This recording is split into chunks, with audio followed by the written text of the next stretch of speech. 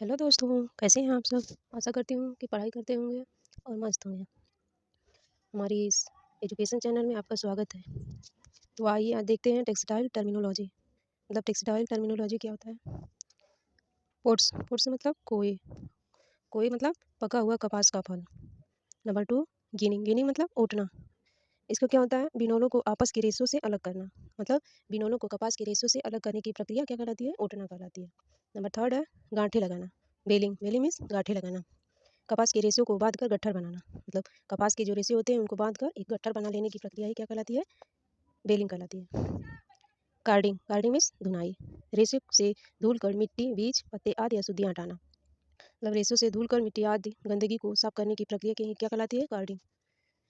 Number 5 है कंघी करना, कॉम्बिंग। रेशों को समानांतर करना, बड़े रेशों को छोटे रेशों से पृथक करना। मतलब हम अपने बाल को कंघी करते हैं इसलिए ताकि वो सुलझ जाए। इसीलिए रेशों को भी समानांतर किया जाता है ताकि उसमें से जो छोटे छोटे रेशे हैं वो बाहर निकल जाए और वे समांतर हो जाए। और रेशों को समानांतर करने और बड़े रेशों को छोटे रेशों से पृथक करने की प्रक्रिया क्या कहलाती है? कॉम्बिंग। बेलिंग बेलिंग मीन्स मिश्रित करना, विभिन्न प्रकार के रेशों को मिलाना। इस इस प्रक्रिया में क्या होता है? विभिन्न प्रकार के रेशों को मिलाया जाता है आपस में। अब है नंबर 7 पोनी बनाना यानी स्लीवरिंग। स्लीवरिंग में क्या होता है? सूत कताई से पहले पोनी बनाना। मतलब सूत कताई की प्रक्रिया करने से पहले उसकी पोनी बना लेना। ये क्या कहलाता है? स्लीवरिंग कहलाता है। नंबर 8 है कताई। कताई यानी स्पिनिंग, धागे का निर्माण करना। कताई में स्पिनिंग में क्या होता है? धागे का निर्माण करना ही स्पिनिंग कहलाता है। नंबर 9 है परिसज्जा यानी फिनिशिंग। वस्त्र पर अंतिम रूप से की जाने वाली प्रक्रिया ही क्या कहलाती है? फिनिशिंग कहलाती है। मतलब सारी प्रक्रियाओं के बाद ही वस्त्र पर जो सबसे लास्ट में प्रक्रिया होती है वही होती है फिनिशिंग। नंबर 10 है सिकुड़न। सिकुड़न यानी स्क्रेज।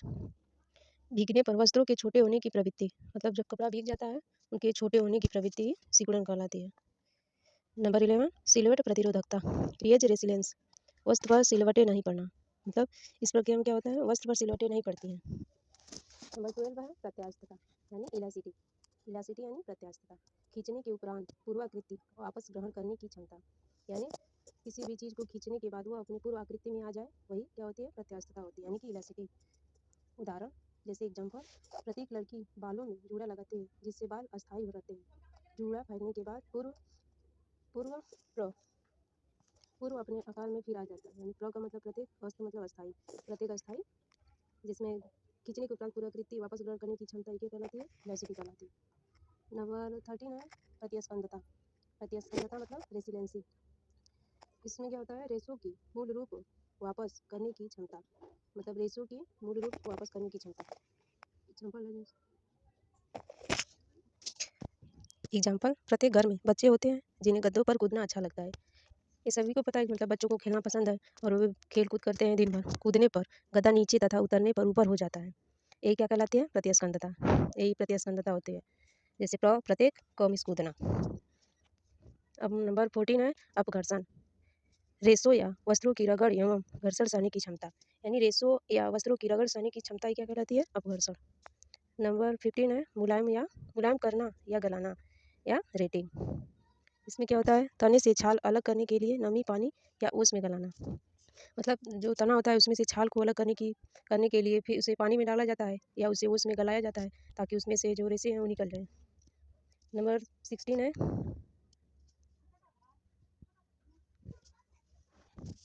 16 है कटाई तथा झड़ाई, शेयरिंग एंड ब्रशिंग। भेड़ के शरीर से बाल उतारना। मतलब उसके भेड़ के शरीर से जो बाल होते हैं उसके उतारने की प्रक्रिया क्या कहलाती है? Sharing and brushing. नंबर 17 सफाई करना, स्काउरिंग। यानी इसमें क्या होता है? ऊनी रेशों की सफाई करना। मतलब इसमें होता है ऊनी रेशों की सफाई करना ही क्या कहलाती है? स्काउरिंग। नंबर 18 है खींच कर निकालना, ड्रॉविंग आउट। इसमें क्या होता है? धागे को महीन एवं और भी बारीक करने के लिए खींच कर निकालना। मतलब धागे को और ज़्यादा महीन हो जाए इसके लिए इसको बारीक करने के लिए इसको खींच कर निकाला जाता है। जैसे ड्रॉ मतलब ड्रॉ आर्ट में जैसे खींचना। नंबर 19 है फेल्टिंग। फेल्टिंग यानी नमी ताप एवं दाब द्वारा ऊनी रेशों को आपस में सुलझाकर जमाना। से नमी द्वारा ताप द्वारा ऊनी रेशों को आपस में उलझाकर उसे जमाया जाता है जिसे कहते हैं फेल्टिंग। फेल्टिंग यानी नमदा। 20 नंबर है खींचा ऊन यानी पुल्ड ऊन। यानी इसमें क्या होता है? मृत भेड़ के शरीर से प्राप्त ऊन। मतलब जो भेड़ मर जाती है उसके शरीर से ही प्राप्त ऊन को क्या कहते हैं? पुल्ड ऊन कहते हैं। जैसे एग्जाम्पल है पुल, पू मतलब पुलिस, मृत मतलब मृत्यु, अर्थात किसी किसी के मृत्यु के बाद भाग किसी के मृत्यु के बाद भाग जाओ वरना पुलिस पकड़ लेगी, ज़बरदस्ती खींच कर ले जाएगी। मतलब भाग जाओ नहीं तो पुलिस खींच कर ले जाएगी और तुम्हारे छाल छाल के बाल को निकाल लेगी।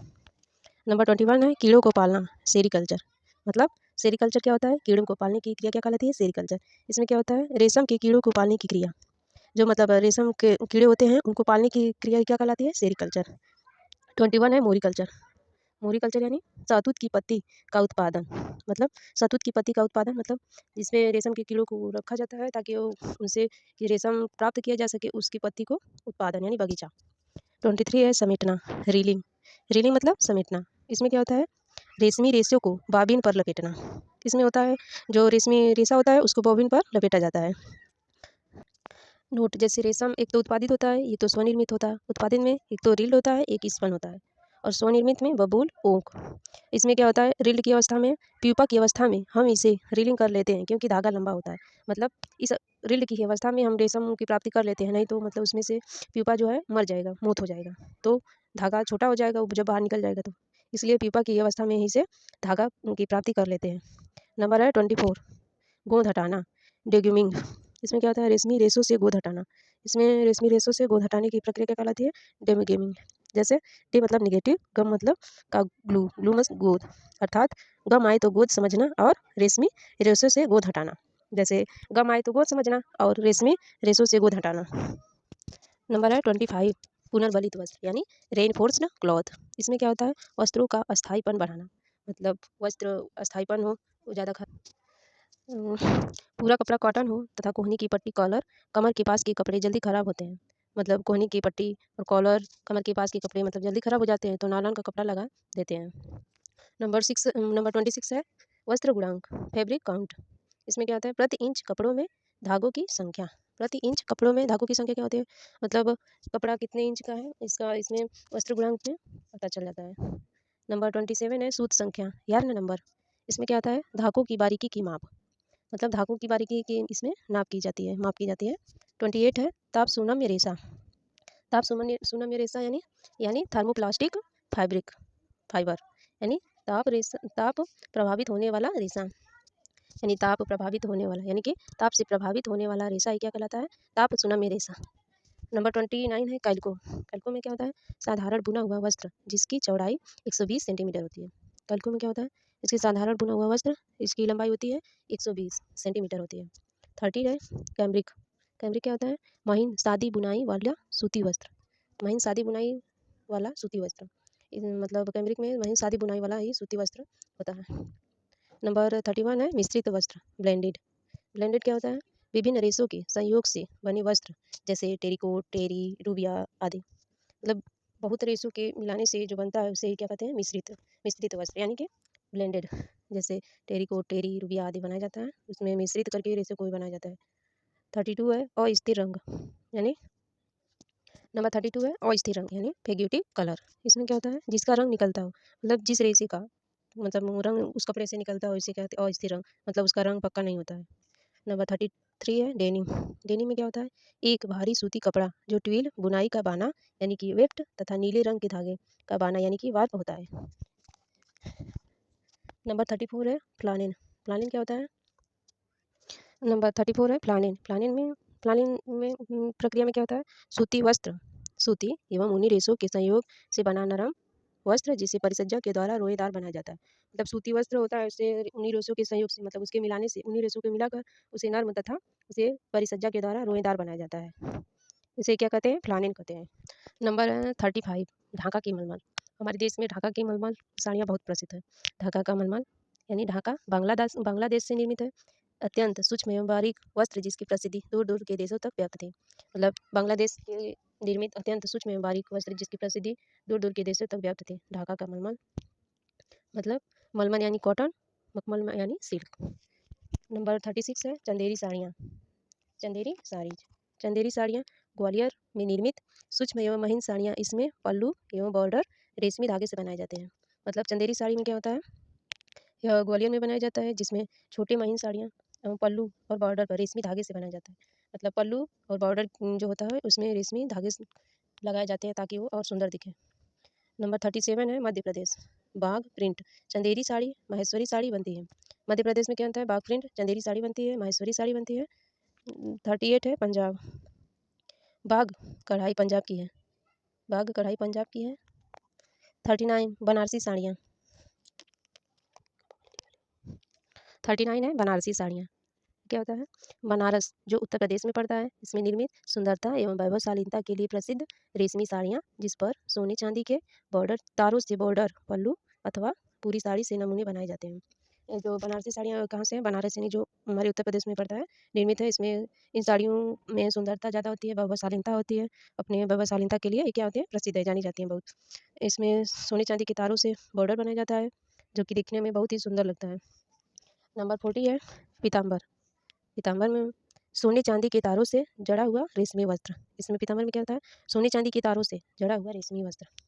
इसमें जो साड़ियाँ होती हैं उसमें सोने और चांदी के तारों से जड़ा हुआ रेशमी वस्त्र होता है। अलौकिक सुंदरता के लिए प्रसिद्ध है। मतलब ये साड़ियाँ हैं जो वो अपनी अलौकिक सुंदरता के लिए बहुत ही प्रसिद्ध है। नंबर 41 है कलमदार।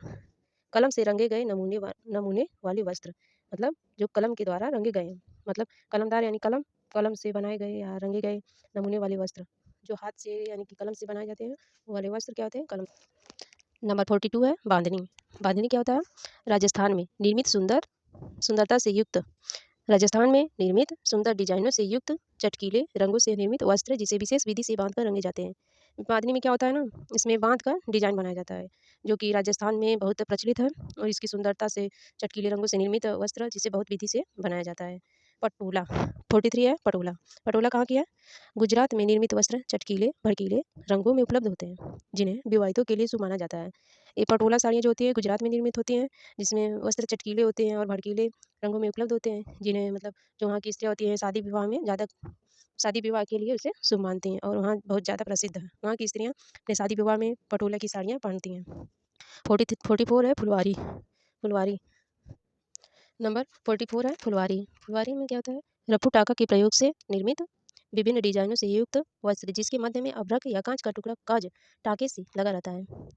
ये 45 है कांथा। कांथा कहाँ की है?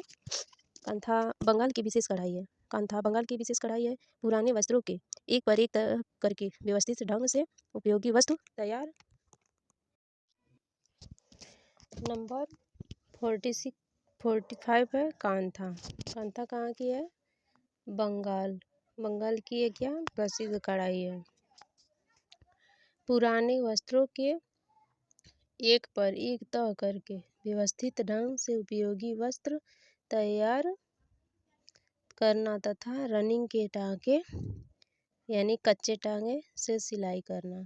मतलब एक तह के ऊपर एक कपड़ा लगाकर व्यवस्थित ढंग से उसे तैयार कर कर नहीं, और रनिंग टाँके यानी कच्चे टाँके से सिलाई करना ही क्या है? कांथा की कढ़ाई में आता है। 46 है कसीदाकारी यानी कसीदाकारी पश्मीना शॉल। कश्मीरी कढ़ाई का सुंदर नमूना। कसीदाकारी यानी कि पश्मीना शॉल, इसमें क्या होते हैं? कश्मीरी कढ़ाई से सुंदर सुंदर डिजाइन बनती है। जो शॉल पश्मीना शॉल हमारे देश में बहुत ही प्रसिद्ध है। 47 है चिकनकारी। चिकनकारी कहाँ की है? लखनऊ। लखनऊ जो कि उत्तर प्रदेश में पड़ता है। लखनऊ उत्तर प्रदेश में विशेष रूप से तैयार की जाने वाली यह क्या कढ़ाई है? चिकनकारी। जो हमारे लखनऊ में यह कढ़ाई बहुत ज़्यादा ही प्रसिद्ध है। यह कढ़ाई और लखनऊ में ही यह कढ़ाई चिकनकारी से वस्त्र तैयार की जाती है। यह कढ़ाई वस्त्र के उल्टी तरफ से की जाती है। इसमें क्या होता है? इसमें कढ़ाई वस्त्र को उल्टा करके की जाती है। नंबर 48 है चंबा कढ़ाई। चंबा कढ़ाई क्या होता है? चंबा एम्ब्रॉयडरी, हाथ से की जाने वाली विभिन्न प्रकार की कढ़ाई। इसमें जैसे चंबा रुमाल होता है, चंबा चंबा कढ़ाई की चंबा रुमाल होता है, उसमें हाथ से कढ़ाई की जाती है। जैसे पर्दे हो गए, बेडशीट, रुमालें आदि। 49 है मणिपुरी कढ़ाई। पूरी कढ़ाई क्या होती है? 50 है कुटाई। कुटाई यानी बीटलिंग। बीटलिंग क्या होता है? गोल धागों को चपटा बनाने की क्रिया क्या होती है? बीटलिंग होती है। और सतह को कूटना, मतलब इसमें क्या होता है, धागों को गोल और चपटा बनाने की क्रिया क्या कहलाती है? उसको कूटा जाता है ताकि वो चपटा हो जाए। और यह चपटा करने की विधि क्या कहलाती है? बीटलिंग। बीटलिंग यानी कुटाई। 51 है टेंडरिंग। टेंडरिंग में क्या होता है? वस्त्र निर्माण प्रक्रिया में। नंबर 51 है टेंडरिंग। टेंडरिंग में क्या होता है? वस्त्र निर्माण प्रक्रिया में चौड़ाई में हुई असमानता दूर करना। मतलब वस्त्र निर्माण की प्रक्रिया में जो चौड़ाई में जो असमानता हो जाती है, उसको दूर करने की प्रक्रिया क्या कहलाती है? टेंडरिंग कहलाती है। नंबर 52 है साइजिंग। साइजिंग क्या होता है? वस्त्र के सतही दोषों को छिपाना। मतलब वस्त्र की सतह में कोई दोष हो, उसको छिपाने की क्रिया क्या कहलाती है? साइजिंग कहलाती है।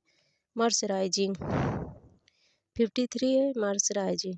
मर्सराइजिंग क्या होती है? वस्त्र की सतह को।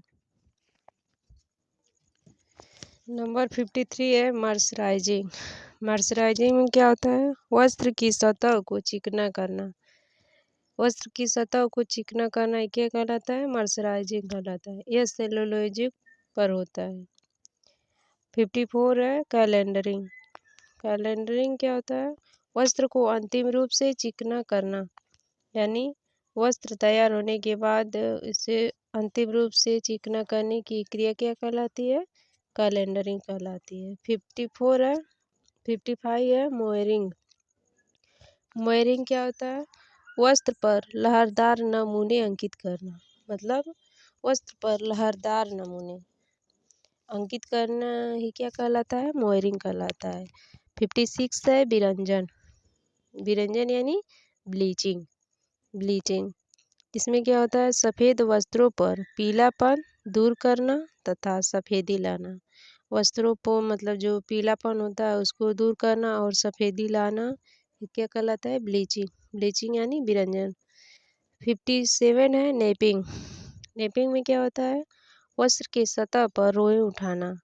जो वस्त्र होता है उसकी सतह पर रोएं ही उठाना क्या कहलाता है? नेपिंग कहलाता है। 58 है इस्त्री करना यानी आयरिंग। आयरिंग मतलब क्या होता है? वस्त्र पर ताजगी और नवीनता लाना। मतलब वस्त्र जब सिकुड़ जाता है उसको ताजगी और उसे नया करने के लिए क्या किया जाता है? इस्त्री किया जाता है। नंबर 59 है परिष्कृत करना यानी फिनिशेज। वस्त्र पर अंतिम रूप से नवीनीकरण करने हेतु प्रक्रिया। वस्त्र पर जो सबसे लास्ट में प्रक्रिया होती है उससे नवीनीकरण करने हेतु क्या प्रक्रिया क्या कहलाती है? परिष्कृत करना। 60 है अग्नि भेदक। वस्त्र को अग्नि से रक्षा करना ये क्या कहलाता है? अग्नि अभेद। 61 है जल अभेद। वस्त्र में जल का प्रवेश रोकना। मतलब इसमें क्या होता है? वस्त्र में जल को प्रवेश न हो उसे रोकने की क्षमता होती है, इसे क्या कहता है? जल अभेद कहते हैं। अब है नंबर 62 यानी जंग अभेद। क्या होता है? रुष्ट प्रूफ। इसमें वस्त्र पर जंग नहीं लगना, ये क्या कहलाता है? जंग अभेद कहलाता है।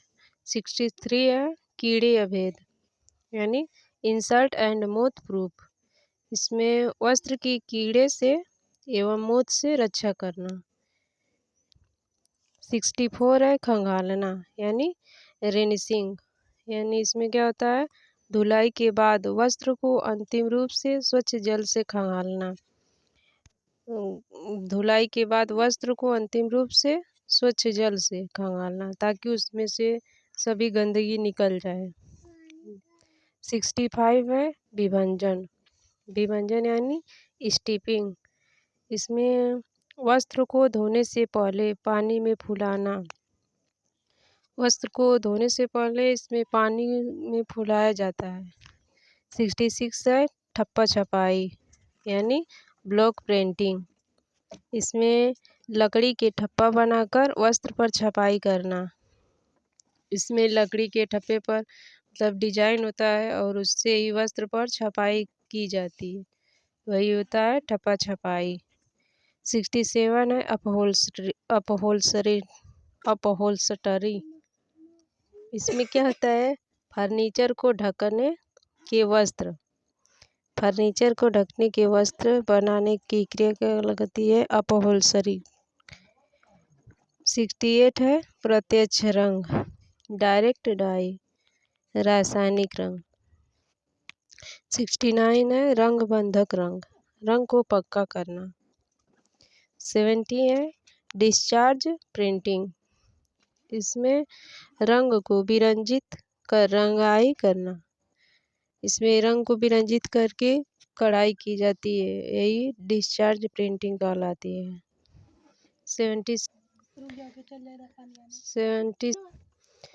72 है अवरोधी छपाई।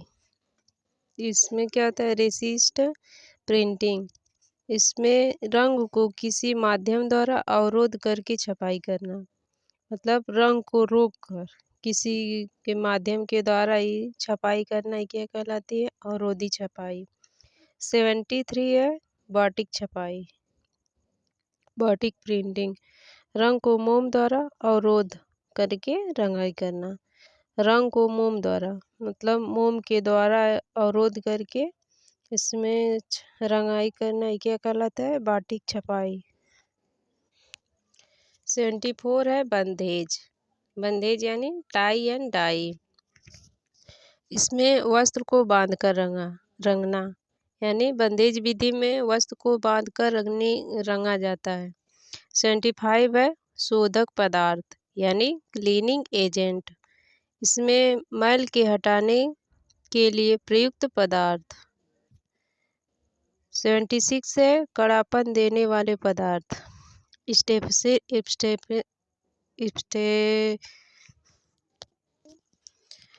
कड़ापन देने वाले पदार्थ। इसमें वस्त्र पर स्टार्च या गोंद का कलफ देना। 77 है साबुनीकरण यानी सैपोनिफिकेशन। इसमें वस्त्र का क्षार द्वारा साबुन का निर्माण। इसमें वस्त्र के द्वारा साबुन का निर्माण किया जाता है, करने की क्रिया क्या कहलाती है, साबुनीकरण। 78 है शुष्क धुलाई, ड्राई क्लीनिंग। इसमें वस्त्रों को बिना साबुन पानी की सहायता से वसा घोलक द्वारा धोना। मतलब इस शुष्क धुलाई में वस्त्रों को बिना साबुन की सहायता से ही वसा घोलकों द्वारा धोने की क्रिया क्या कहलाती है, शुष्क धुलाई। 79 है अग्निशमन सूट। अग्निशमन सूट इसमें क्या होता है, वे वस्त्र जो आग में नहीं जले उसे क्या कहते हैं, अग्निशमन सूट बोलते हैं। 80 है ताना यानी वार्प। इसमें बुनाई के लिए लंबवत धागा। 81 है बाना यानी कि वेप्ट। इसमें बुनाई में प्रयुक्त अनुप्रस्थ धागा। 82 है सुहागा। सुहागा यानी बोरेक्स। इसमें दाग धब्बे छुड़ाने हेतु एक प्रतिकर्मक, मतलब वस्त्रों पर जो दाग धब्बे लग जाते हैं उनको छुड़ाने के लिए सुहागा का प्रयोग किया जाता है। 83 है एम्बोजिंग। एम्बोजिंग में क्या होता है, वस्त्र पर उभरा हुआ नमूना। 84 है छांटनी। छांटनी यानी सॉर्टिंग, वस्त्रों को किस्म, श्रेणी आदि के आधार पर अलग करना।